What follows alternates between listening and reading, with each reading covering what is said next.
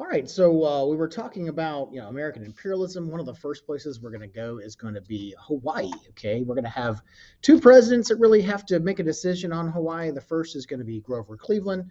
The second is going to be William McKinley. And the reason Hawaii is such a contested area, a lot of American farmers want to have a monopoly with trade with Hawaii. It's got agricultural products that we can't get anywhere else, things like pineapple, for example. Companies like Dole, Dole, have made a fortune off of their trade with Hawaii, and they want to continue to do so. Americans also want a permanent treaty with Hawaii because of its strategic military location in the middle of the Pacific Ocean. They want a naval base at Pearl Harbor. Remember that. That will matter later, especially in 1941. Queen Liliuokalani is against American influence. She wants to keep the traditional culture and government style. She's against American presence, so she refuses to allow this monopoly and allow this permanent naval base. President Grover Cleveland, he's against taking Hawaii. He wants to just let the people be, and he is against annexing it, which means essentially adding it to your own, an addition to your own territory. We're not talking about fighting. We're not talking about buying. We're just talking about taking because we have the ability to do so. So Cleveland is against that, and McKinley, his successor, will not be against that. So William McKinley will end up using United States Marines to force the Queen to give up her power. She'll remain sort of a figurehead, but Hawaii will be annexed by the United States. Okay, after 5 years after this military sort of takeover, not a violent one, no one dies, no one's killed, but just by show of force, America takes over Hawaii. Okay. This is the start of a movement and an attitude in America known as imperialism, which occurs when a stronger country acquires territory to expand its own empire. We also mentioned that this can be cultural, this can be political. We can be spreading ideas like democracy. We can be spreading ideas like capitalism. We could be expanding for economic reasons. It's not about taking territory, but it is always tied to territory. So if we're taking territory, we're not just getting territory for land, we're getting other advantages as well. Okay.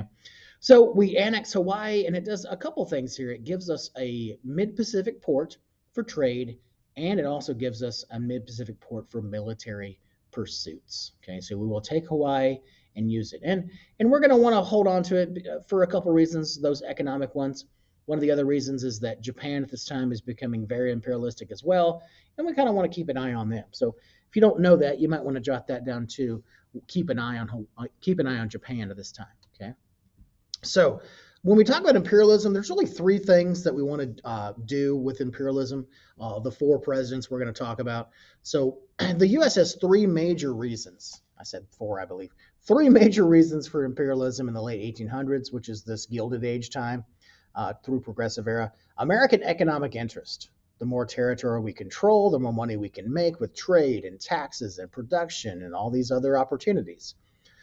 American belief in its own cultural superiority. This goes back to sort of manifest destiny and assimilation. America wanted to spread the ideas democracy, Christianity, capitalism, beliefs, freedoms, and culture to other parts of the globe. Okay. And America has a desire to expand the United States Navy. Britain has a huge navy. They've always had a huge navy. Spain at this time still has a huge navy. We want to make sure we compete and protect our interests and also get more access to parts of the globe. So there's a man named Alfred Thayer Mahan. He writes a very famous book called The Influence of Sea Power. And in this book, The Influence of Sea Power, I'll say it again because it's very important. You should probably jot that down. The Influence of Sea Power, Alfred Thayer Mahan says, a strong navy is the best foreign policy because it's a deterrent to threats to your own country. So we're going to see people like McKinley and Roosevelt really read this book and really get inspired and really expand the size of the United States Navy. Okay. So one of the big events that is going to showcase American strength is the Spanish-American War in 1898. Okay. And as you know, most of Central and South America were colonized by the Spanish, along with Columbus. Okay. The only exception really to this is the Belize in Central America, colonized by the English, and Brazil down in South America, which was colonized with the Portuguese. So, everything else is pretty much Spanish, Spanish speaking, Spanish Roman Catholic, Spanish culture, Spanish heritage. So they're our dominant neighbor prior to 1898. Okay. This war we're going to talk about, it's one of the shortest wars. America is concerned with Spain's oppressive rule in the Caribbean. We talked about this, how they were, Cubans, for example, wanted independence and they were fighting for independence. And the Spanish came in and put them in concentration camps. And we saw this and we thought, wow, they're being abused. We should help them in some way. So Americans sort of have a soft spot in their hearts for these Cubans fighting for independence.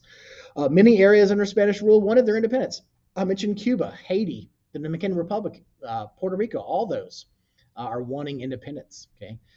15, this is your 15th note. In Cuba and the Philippines, citizens badly wanted independence from Spain. Many Americans thought their fight was very similar to the American Revolution.